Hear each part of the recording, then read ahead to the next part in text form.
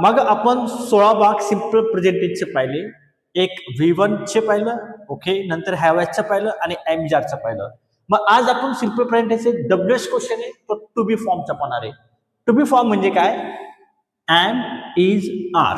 Okay, या तिघींचा अर्थ होतो आहे, आहे, आहोत, आहात. ओके, कधी लक्षात ठेवा, एम म्हणजे आहे, इज म्हणजे आहे, आर म्हणजे आहे, त्याच्यानंतर सब्जेक्ट असेल. म्हणजे एक नंबरला कधी लक्षात ठेवा WH क्वेश्चन येईल आणि 2 नंबरला कधीही हेल्पिंग वर्ब म्हणजे एम, इज, आर येईल तरच तो क्वेश्चन असतो, अदरवाईज क्वेश्चन नसतो.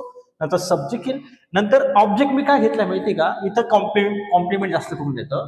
ऑब्जेक्ट या कारणाने घेतलं फक्त तुम्हाला समजण्यासाठी, आपला फक्त समजणं महत्वाचे आहे.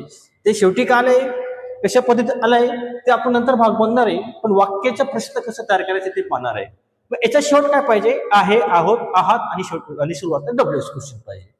मग आता एम का वापरतात मी मागे सांगितले, पण एकदा परत सांगत होतो, फक्त आय जो ना आय साठीच तुम्हाला वापरायचे, एम वापरायचे बस, बाकी कोणासाठी वापरायचं नाही. एम फक्त आय साठी वापरायचे. इज हा कधी लक्षात ठेवा, इज हा कधीही एक वचनी किंवा बघा ही आला, ओके, शी असेल आणि इट आला, याच्यासाठी काय वापरायचं तुम्हाला? इज वापरायचं आहे. किंवा तुमचं नाव आलं, जसं नाव आलं नेहा आलं, ओके, नेहा आलं, राईट, या राहुल नाव आलं, तर यांच्यासाठी सुद्धा तुम्हाला इज वापरायचं आहे. किंवा एक वचनी असेल, एक वचनी जसं म्हणजे अ बॉय है ना, अ गर्ल, तर यांच्यासाठी तुम्हाला काय वापरायचंय? इज वापरायचं. म्हणजे काय, ती वस्तू आपल्याला काय पाहिजे? एक पाहिजे. मग आर काय वापरायचं पहा, आर कधी लक्षात ठेवा, आर वापरताना तुम्हाला यू आला पाहिजे, ओके, त्याच्यानंतर वी आला पाहिजे, नंतर दे आला पाहिजे, हे कॉमन आहे. त्यानंतर अनेक वचनसाठी वापरायचे. जसं आता अनेक वचन म्हणजे काय, समजा आता मी 2 नावं घेतले, नेहा अँड राहुल असं आलंय, ओके, नेहा अँड राहुल असं नाव आलं, नेहा अँड राहुल, तर तुम्हाला काय वापरायचे? आर वापरायचे. किंवा अनेक वचन वापरायचं. अनेक वचन म्हणजे काय, आता हा बॉय, त्याला काय लावलं मी? बॉईज ना, गर्ल आहे, गर्ल्स म्हणजे गर्ल्स आर असं म्हणायचंय. बघा, समजतं तुम्हाला? फक्त आय साठी एम वापरायचं आहे. Is, he, she, it, Neha, Rahul म्हणजे नेहा एकच नाव पाहिजे, राहुल एकच नाव पाहिजे, यांच्यासाठी तुम्हाला इज आणि यांच्यासाठी आर वापरायचे. एकदा बघून घ्या, म्हणजे मी तुम्हाला आता वाक्य शिकवणार आहे, हे केव्हा वापरतात, कसं वापरतात, एकदम पाठ करून घेतात, लगेच त्याचा स्क्रीनशॉट काढून घ्यायचं. आता आपण वाक्य बघणार आहे, वाक्य कसं तयार होणार आहे. ओके, आता आपण एक वाक्य घेऊ, साधं वाक्य घेऊ, जास्त मोठे घेणार नाही मी, तुम्ही एक साधं वाक्य घेतो.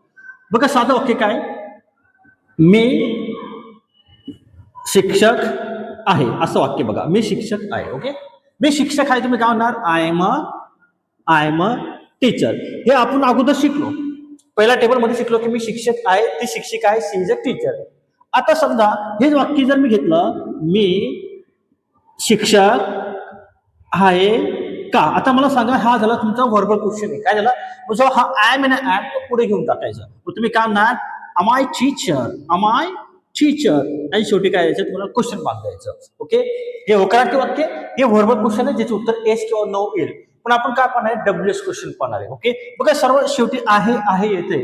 ओके, मग आता पहा इथं बघा, मी कोण आहे, ओके, आणि शेवटी आला क्वेश्चन मार्क. आता तिघी वाक्य बघा, तिघीमध्ये काय डिफरंट दिसतंय तुम्हाला? बघा, इथं मी शिक्षक आहे तर आय एम आलं, ओके, मी शिक्षक आहे का, आय एम ला पुढे घेतलं, ओके, आणि इथं काय, मी कोण आहे, हा जो कोण आलाय ना, याला WH क्वेश्चन म्हणतात. मग तुम्हाला माहितीये हा कोण म्हणजे इंग्लिश मध्ये काय म्हणतात? ओके, हा बघा, एक नंबरला आपण कधी काय घेणार? WH घेणार आहे. जर तुमचे WH क्वेश्चन पाठ नसेल तर मग हा टॉपिक तुम्हाला समजणार नाही. त्यासाठी मी एक व्हिडिओ बनवलाय, व्हर्बल क्वेश्चन आणि WH क्वेश्चन याचे एक सेपरेट पार्ट बनवलाय.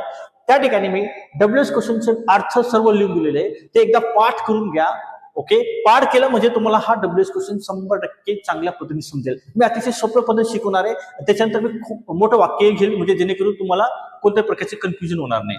हा एक नंबर घेतला आपण, हो, एक नंबरला घेतला. 2 नंबरला काय सांगितलं? एम, इज, आर घ्यायचं, म्हणजे आहे हा 2 नंबरला आहे. ओके, आणि 3 नंबरला काय सांगितलं मी? 3 नंबरला काय? सब्जेक्ट, म्हणजे हा काय झाला? सब्जेक्ट झाला.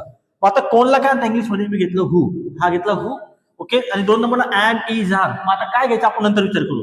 इथं डॅश करू आपण, डॅश केला, आणि मी म्हणजे काय? आय, आणि शेवटी काय द्यायचं? Question mark. तर बघा, मी मगाशी सांगितलं होतं की एम, इज, आर केव्हा वापरतात. इथं काय आय आलाय ना, आय आलाय, या ठिकाणी मी काय घेणार आहे? एम घेणार. मग आता वाक्य काय झालं? हु एम आय, है ना. समजा आता मला ह्या मीच्या जागी मी ती टाकला असता, ती शिक्षिका आहे असं म्हटलं असतं, तर मग हा आहे आणि हा जो एम आहे हे बदलवायचं आणि इथं काय शी इज घ्यायचं, शी इज अ टीचर. आणि समजा ती शिक्षिका आहे का, हा इजला आहे ना पुढे घ्यायचं, म्हणजे कसं आलं असतं इथं इथं इज शी टीचर आला असतं. आणि ती कोण आहे असं म्हणायचं असेल तर हु इज शी असं आलं असतं, हु इज शी. फरक समजतं का तुम्हाला. तर कधी लक्षात ठेवा, इथं जो सब्जेक्ट असेल ना त्यानं सुद्धा तुम्हाला काय करायचंय, हेल्पिंग वर्ब घ्यायचंय. जसं आता मी कोण आहे, हु एम आय.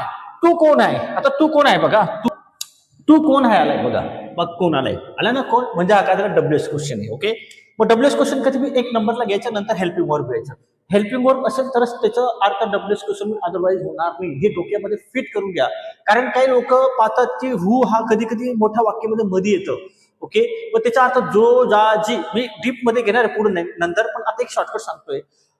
हु नंतर कधी हेल्पिंग वर्ब असेल तरच तो डब्ल्यूएस क्वेश्चन समजायचा आहे. मग आता बघा कोण आहे करायचं ना, कोण म्हणजे हु घ्यायचे. ओके, आणि आहेला 3 शब्द आहेत, एम बी इज बी आणि आर बी. मग आता काय वापरायचं, आपण डॅश देऊ. ओके, इथं काय तू आलाय, मग तू घेतला यू आणि शेवटी काय क्वेश्चन बांधायचं.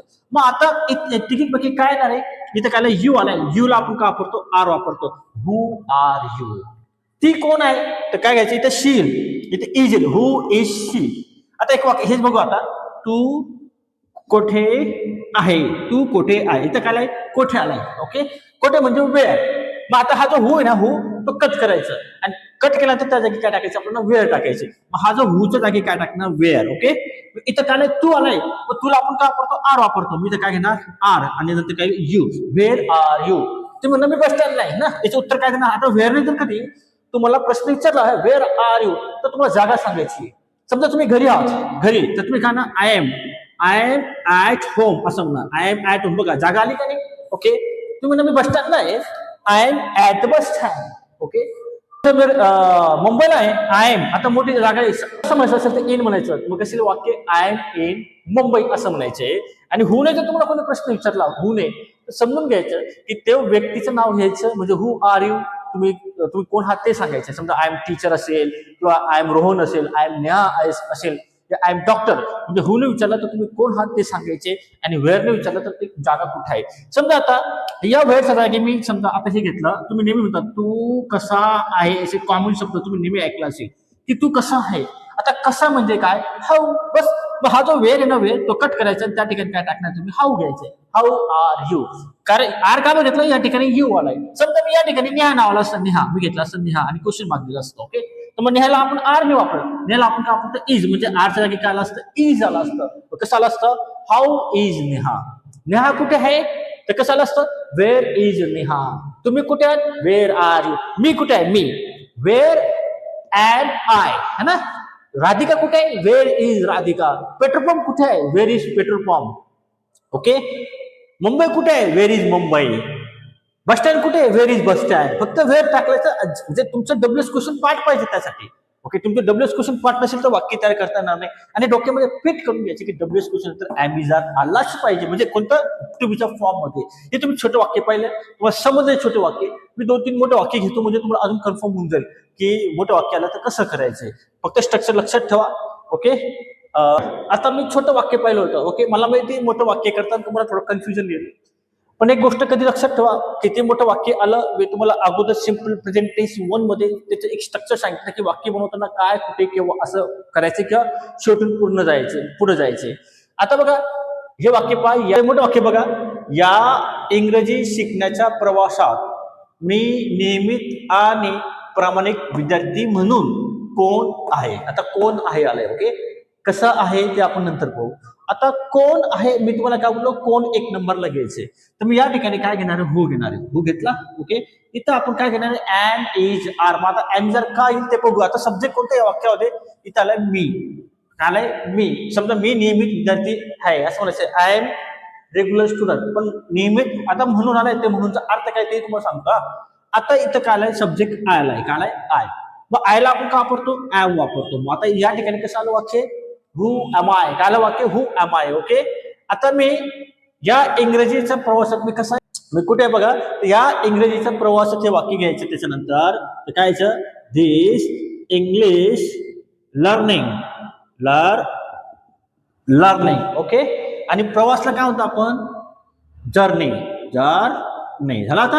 आता नियमित आणि प्रामाणिक विद्यार्थी म्हणून आता इथं म्हणून आलाय. ओके, आता म्हणून एक शब्द आहे बघा, तो आहे ऍज. काय ऍज? समजा तुम्हाला माझे शिक्षक म्हणून ऍज अ टीचर ना, विद्यार्थी म्हणून ऍज अ स्टुडंट. ओके, तुम्हाला म्हणायचं असेल वडील म्हणून ऍज फादर, तर तुम्हाला म्हणून असं म्हणायचं असेल तर तुम्हाला ऍज वापरायचे. तर मी त्या काढून नियमित ऍज रेग्युलर. काय ऍज रेग्युलर. अँड प्रामाणिक विद्यार्थी म्हणजे काय sincere student. Sincere student. Okay, आणि शेवटी काय क्वेश्चन मार्क. झालं वाक्य. तुम्ही कसे वाक्य समजा आता या ठिकाणी मी ती घेतला असता, समजा ती, आता या ठिकाणी मी शी वापरला असता. शी, तर मग ऍम काढायचं आणि एज टाकायचं. आणि समजा तुम्हाला विचारलं असतं या इंग्रजी शिकण्याच्या प्रवासात मी कसा आहे, मी कसा आहे असं म्हणायचं फक्त, मी कसा आहे. ओके, इथं काय घेणार तुम्ही मग हाऊ घ्यायचं. हाऊ ऍम आय घ्यायचं आणि इथपर्यंत वाक्य. हा भाग जो आहे as a regular, as a regular हा भाग काय करायचा कट करायचा, कारण कसं म्हटलंय ना उत्तर ते येईल ना. तर मग कसं येईल मग how am I okay this English learning journey, एवढं उत्तर द्यायचं फक्त. ओके, फक्त सब्जेक्ट बदला, डब्ल्यूएस क्वेश्चन बदलायचं आणि वाक्य तयार करत जायचे. मोठ्या मोठ्या वाक्यांची प्रॅक्टिस करण्याऐवजी तुम्ही छोट्या छोट्या वाक्यांची जर प्रॅक्टिस केली तर बेस्ट होईल. जसं मी कसा आहे, हाऊ एम आय, तू कसा आहे, हाऊ आर यू, ती कशी आहे, हाऊ इज शी, तो कसा आहे, हाऊ इज ही. ओके, तुम्ही कुठे आहात, वेअर आर यू, ती कुठे आहे, where is she, petrol pump कुठे आहे, वेअर इज पेट्रोल पंप. असे छोटे छोटे वाक्य करा, त्याला बोलत जा, कारण बोलण्यानेच तुम्हाला इंग्रजी येईल. अन्यथा तुम्हाला इंग्रजी मी किती शिकवलं आणि तुम्ही जर बोलण्याची प्रॅक्टिसच करणार नाही तर तुम्हाला कधीही इंग्रजी येणार नाही. तर मी अपेक्षा करतो की जर तुम्हाला जर हा व्हिडिओ उपयोगी वाटत असेल तर नक्की आपल्या चॅनलला सबस्क्राईब करा. आणि फक्त सबस्क्राईब करू नका, जे बेल आयकॉन आहे त्यालाही प्रेस करा, जेणेकरून जे काही नोटिफिकेशन येईल ते तुमच्यापर्यंत पोहोचेल. ओके, आणि तुम्हाला जर खरंच हा व्हिडिओ आवडला असेल तर नक्कीच लाईक करा, कमेंट करा आणि शेअर करा. तुम्ही हा व्हिडिओ पूर्ण पाहिला त्याबद्दल थँक्यू व्हेरी मच.